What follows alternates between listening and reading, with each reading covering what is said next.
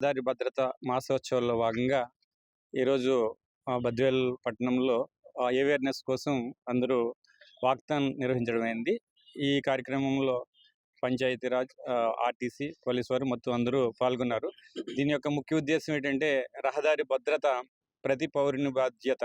Driving licence ఉన్న వ్యక్తికే బాధ్యత కాకుండా ప్రతి పౌరుడు కూడా రహదారి భద్రతలో బాధ్యుడు. ఎందుకంటే రహదారిని ఉపయోగించకుండా ఏ పౌరుని యొక్క మనుగడ లేదు. విమానంలో తిరిగే వ్యక్తి అయినా గానీ, నడిచి వెళ్ళే వ్యక్తి అయినా గానీ కంపల్సరీ రహదారిని ఉపయోగించాల్సిందే.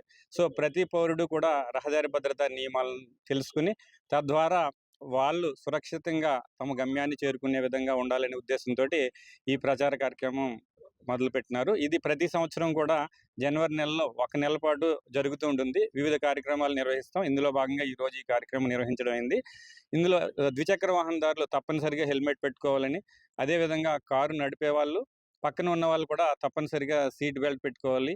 అదేవిధంగా సెల్ ఫోన్ డ్రైవింగ్ చేయరాదు అనేది ప్రధాన ఉద్దేశ్యం మాట. సో, దయచేసి పౌరులందరూ కూడా రహదారి భద్రతా నియమాలు తెలుసుకొని ఆచరించాలనేది మా విజ్ఞప్తి.